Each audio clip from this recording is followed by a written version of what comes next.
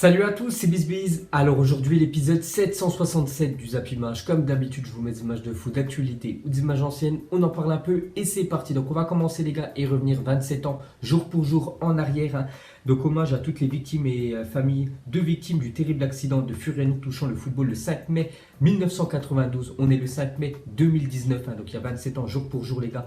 Il y avait eu un match encore, ça c'était Bastia contre l'Olympique de Marseille et la tribune du stade de Bastia s'était effondrée. Ça avait fait 18 morts et plus de 2357 blessés exactement.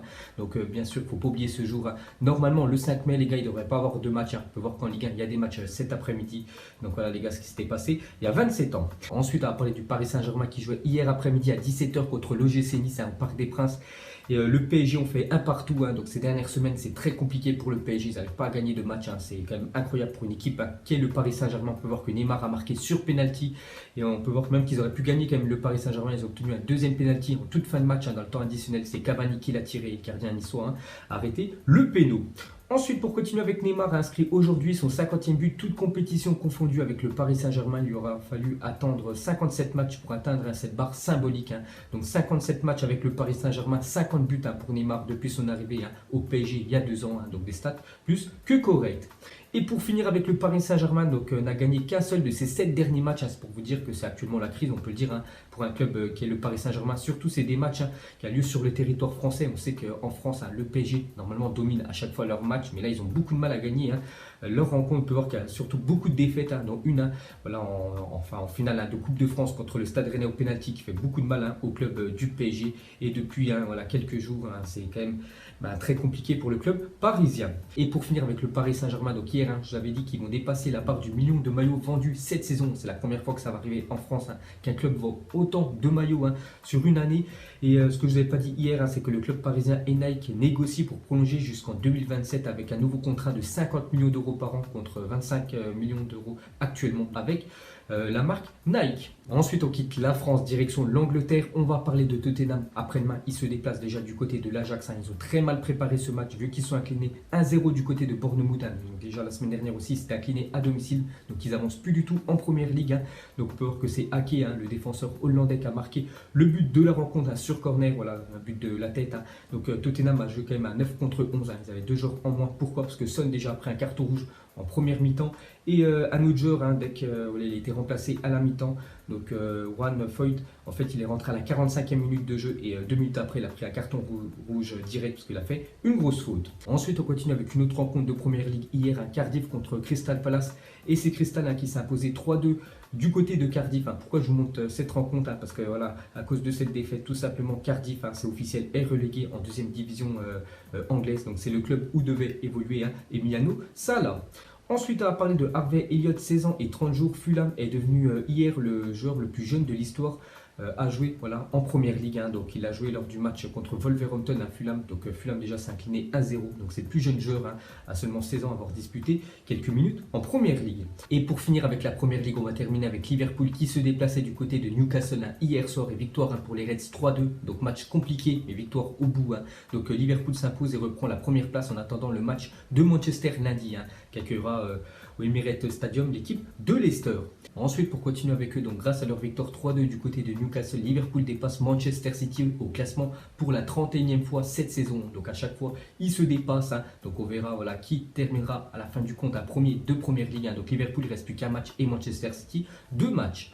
Ensuite, on continue avec Liverpool, comptabilise 94 points après 37 journées cette saison. Avec ce total, les Reds auraient été champions dans 24 des 26 championnats de Première Ligue depuis sa création. C'est pour vous dire que c'est magique quand même ce qui se passe cette année. Et c'est peut-être aussi tragique pour l'équipe de Liverpool qui risque quand même de terminer deuxième de Première Ligue avec 97 points. C'est quand même du jamais vu. Ensuite, plus de points gagnés en une saison de Première Ligue. Donc déjà 2017-2018, l'équipe de Manchester City l'année dernière qui avait obtenu le record de 100 points en Première Ligue.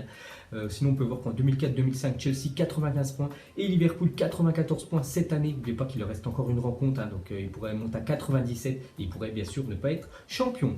Ensuite, 3 défenseurs de Liverpool ont contribué à au moins 10 buts des Reds, toutes compétitions confondues cette saison. Donc ça, le danger dans l'équipe de Liverpool vient de partout. Ça vient des attaquants, des milieux et aussi des défenseurs. parce que Robertson et Alexander Arnold, on peut voir voilà, le nombre de passes décisives qu'ils ont fait, c'est quand même incroyable. Et aussi Virgil van Dijk qui a inscrit 6 buts et 4 passes décisives. Et pour finir avec cette équipe de Liverpool, on va juste terminer avec deux très mauvaises nouvelles. On va commencer avec la première. Donc officiel, Roberto Firmino est forfait pour la demi-finale retour de Ligue des Champions contre le FC Barcelone. Il avait déjà loupé le match aller, il était rentré en fin de match. Et on sait que lui c'est vraiment un joueur très important voilà, de l'équipe de Liverpool. Il avait marqué contre le Paris Saint-Germain lors des phases de poule, donc c'est officiel, il ne sera pas là contre l'équipe du Barça. Et l'autre très mauvaise nouvelle les gars, donc c'est Mohamed Salah qui est sorti hier comme sur civière face à Newcastle après un choc subi à la tête. Gros coup dur pour Liverpool qui accueille Barcelone mardi en demi-retour de Ligue des Champions, lutte pour la Première Ligue. Donc voilà les gars, très mauvaise nouvelle parce que on peut voir que Mohamed Salah est sorti les gars sur civière. Donc à l'origine du choc, regardez ce qui s'est passé. En fait, le gardien de Newcastle est sorti, il a percuté la tête de Mohamed Salah. Donc il était KO Mohamed Salah. Donc la civière est venue le récupérer. On peut voir voilà, qu'il a les mains voilà, sur le visage. Et pour finir avec lui, une déclaration de Jürgen Klopp à la fin de la rencontre. Il a dit: ce que j'ai entendu, c'est qu'il a reçu la hanche du gardien sur la tête quand il est rentré. Il s'est assis dans le vestiaire pour regarder le match à la télé, donc il allait bien, mais nous devons bien sûr attendre. Donc on sait que Firmino, lui, il est forfait, et Mohamed Salah, il est incertain pour la rencontre mardi soir contre l'équipe du Barça. Ensuite, on quitte l'Angleterre, direction l'Espagne, et on va revenir sur le FC Barcelone. Eux sont inclinés 2-0 du côté de Celta Vigo. Bon, après le Barça a laissé souffler, on peut dire, tout leur cadre pour le match de Ligue des Champions mardi du côté de Liverpool, parce que voilà, Liverpool ne peuvent pas, vu qu'ils sont encore la lutte avec City, mais le Barça sont déjà champions, donc Messi, Suarez, tous les joueurs cadres bien sûr étaient au repos. On peut voir qu'avec l'équipe bis, ils n'ont pas fait le point du côté de Celta Vigo qui joue sa survie dans le championnat espagnol. Ils sont inclinés 2-0. Ensuite, pour continuer avec le FC Barcelone, une autre mauvaise nouvelle pour le club, parce qu'Ousmane Dembélé est sorti sur blessure après 6 minutes de jeu. Elle était titulaire hier, et après seulement 6 minutes de jeu les gars, il est déjà sorti sur blessure. Voilà, le joueur français. Donc officiel, Dembélé souffre d'une lésion musculaire aux ischio-jambiers de la jambe droite. La durée de son indisponibilité n'est pas encore connue, mais bien sûr il devrait être forfait pour le match mardi soir contre l'équipe de Liverpool. Ensuite, on continue avec le championnat espagnol. On va parler du dauphin du Barça, l'Atlético de Madrid, qui se déplaçait du côté de l'Espagnol Barcelone. Ils ont pris une sacrée raclée, l'Atlético, vu qu'ils sont inclinés 3-0. Donc le premier et le deuxième de la Liga sont inclinés ce week-end. Ensuite, pour continuer avec le championnat espagnol, on va parler de l'équipe du Real Madrid qui joue cet après-midi contre l'équipe de Villarreal. Et un choix fort de Zidane, parce que officiel Gareth Bale a été écarté du groupe du Real Madrid par Zidane pour affronter Villarreal ce dimanche en Liga. Donc il n'est pas blessé, Gareth Bale, il aurait pu être dans le groupe. Mais Zidane a fait son choix, il l'a écarté du groupe, donc ça sent quand même le départ du joueur gallois. Et pour finir avec le Real Madrid, une bonne nouvelle pour eux, parce que Zinedine Zidane a confirmé en conférence de presse que Vinicius Junior, blessé à la cheville en mars dernier, il s'était blessé lors du match contre l'Ajax Amsterdam en Ligue des Champions, est prêt à faire son retour sur les terrains. Une bonne nouvelle également pour la Seleção, donc l'équipe brésilienne, à un mois du début de la Copa América. Donc voilà les gars, Vinicius Junior est dans le groupe cet après-midi pour voilà, le match contre Villarreal, et peut-être quelques minutes de jeu pour le Brésilien. Ensuite, on quitte l'Espagne, direction l'Allemagne. On va parler du Bayern Munich qui jouait contre Hanovre, et une victoire du Bayern Munich 3-1. On peut voir que Ribéry déjà a marqué, et aussi Robert Lewandowski. Et avec son but, il monte sur la 5e place, des meilleurs buteurs de l'histoire de la Bundesliga, le Polonais avec 202 buts. On peut voir que ce classement est toujours dominé par l'Allemand Gerd Müller à plus de 365 buts dans le championnat allemand. Et pour finir avec la Bundesliga, donc la très mauvaise nouvelle du week-end, ça vient du côté du Borussia Dortmund qui a fait 2 partout du côté du Werder de Brême. Pourtant, il menait 2-0 quand même le Borussia Dortmund, mais ils n'ont pas su tenir ce match. Donc maintenant, il y a 4 points d'écart les gars entre le Bayern premier et le Borussia Dortmund deuxième. Il reste seulement 2 journées de championnat.